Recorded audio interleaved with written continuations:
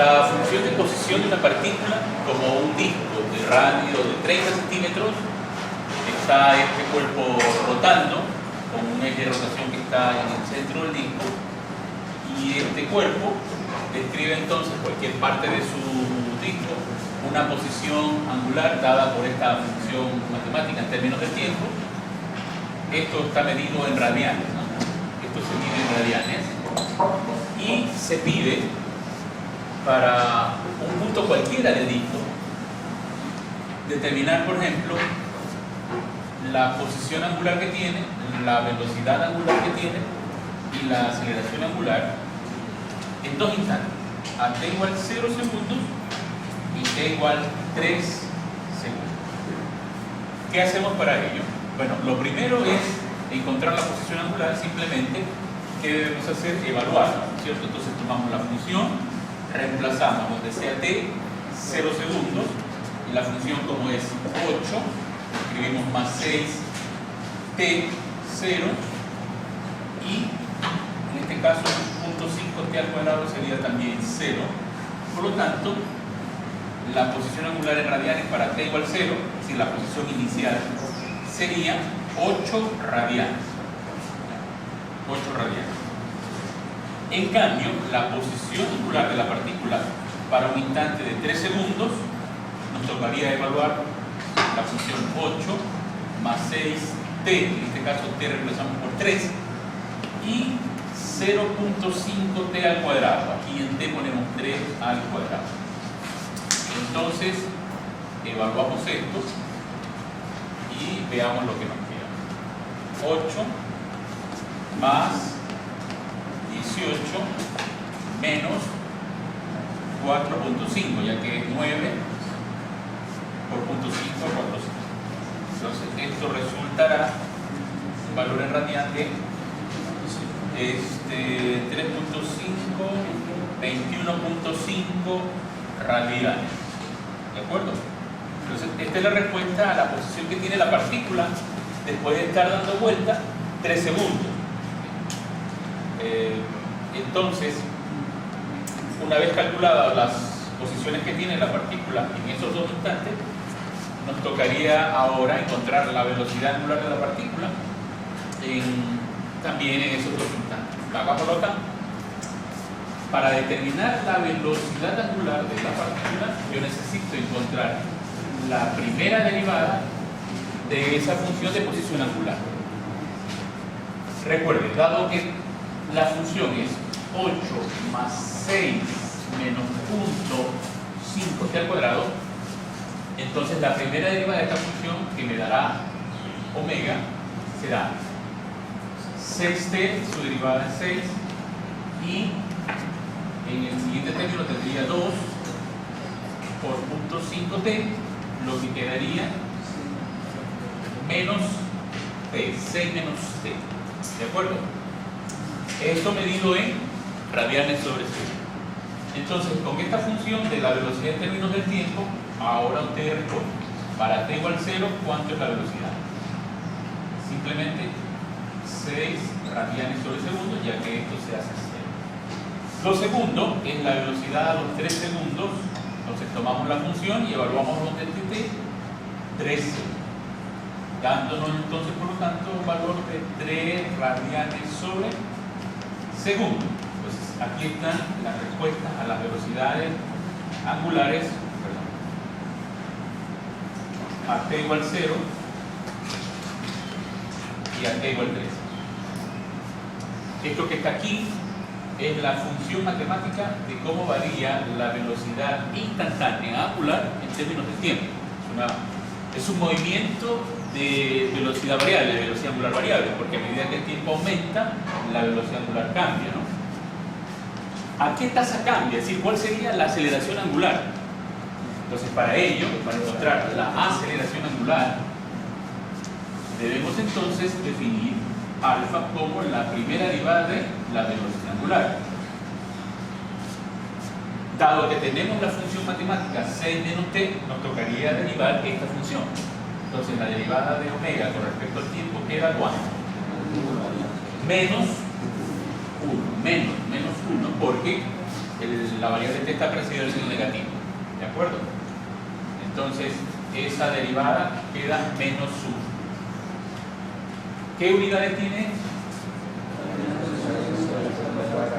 Radianes sobre segundo cuadrado. Muy bien. Y esa es la tasa a la que varía omega, ¿no? La aceleración angular, alfa.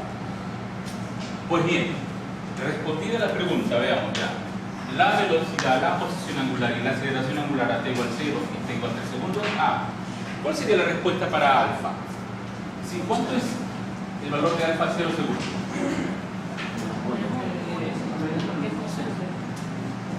Es decir, para cualquier instante siempre valdrá lo mismo, menos 1, porque no depende del tiempo, porque es una aceleración constante. Siempre valdrá el mismo valor. Muy bien. En cambio, para el literal B, ¿qué teníamos que hacer?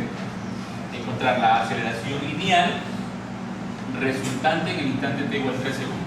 Entonces, para la aceleración total de la partícula, tenemos que encontrar tanto la aceleración centrípeta como la aceleración tangencial. Supongo que este es el punto, ¿ya?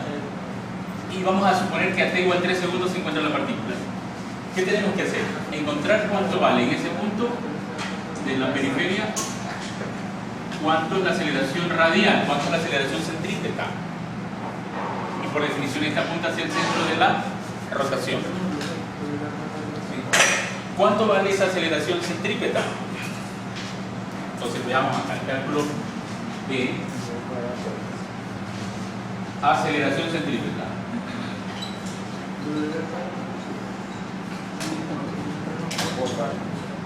Entonces la aceleración centrípeta o radial se puede definir en términos de omega, porque queremos calcular a qué momento, a qué instante, a t igual 3 segundos, ¿no? Entonces vamos a calcular esto a t igual 3 segundos. Entonces, como yo a los 3 segundos, fíjese usted, conozco cuánto es omega, cuánto es la velocidad angular, puedo hacer uso de esto. Es decir, entonces la aceleración centrípeta es la velocidad angular en ese instante al cuadrado por r por el radio. ¿Sí recuerda? Porque usted puede calcular en términos también de la velocidad lineal, que es en cambio la velocidad lineal sobre el radio. Pero si B es igual a omega por R, entonces esto le queda omega cuadrado R cuadrado por R, y entonces le queda al final en términos de omega cuadrado por R. Bien, de aquí entonces reemplazamos omega, la aceleración centrípeta a los 3 segundos vale omega. ¿Cuánto valía? 3 radianes sobre segundo. Entonces reemplazo 3. Eso lo elevo al cuadrado y multiplico por la distancia.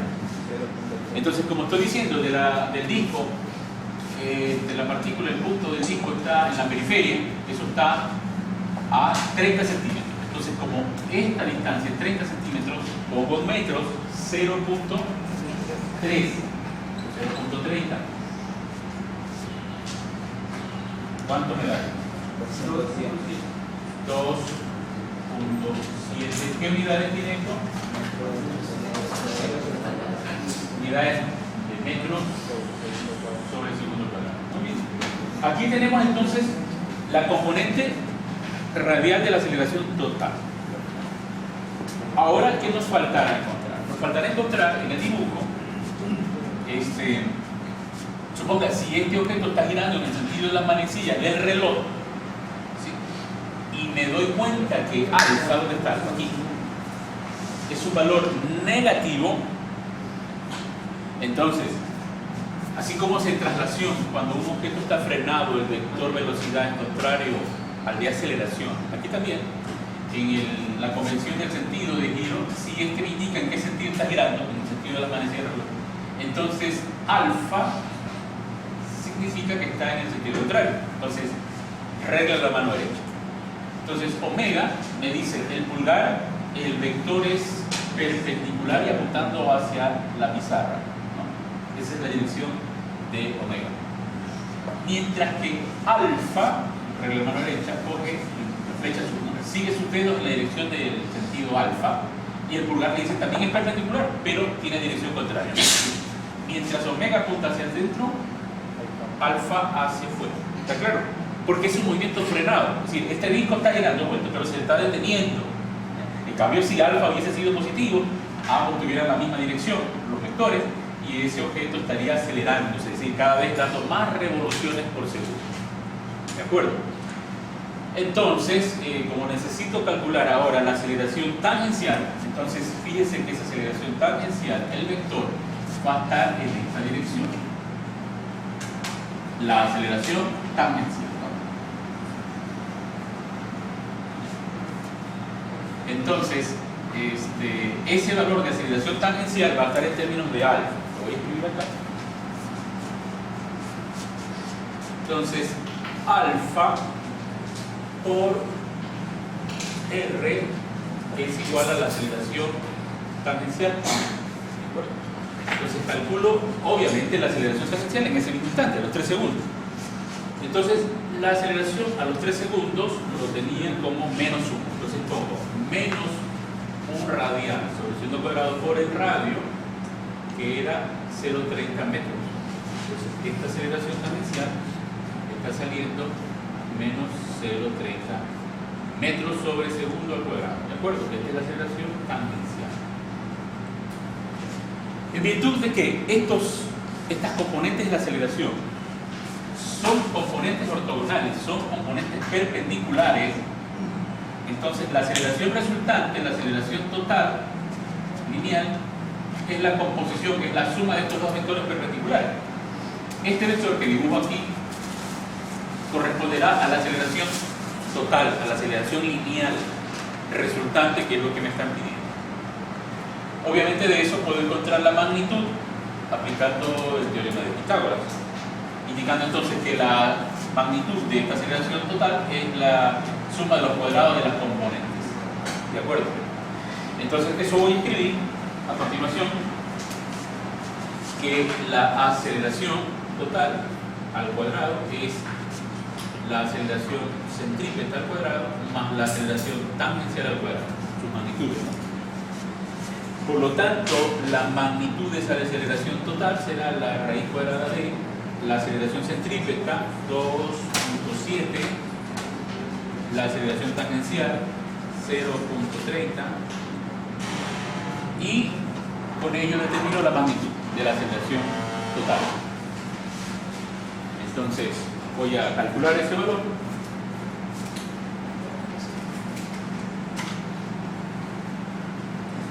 Que sería la raíz cuadrada de 2.7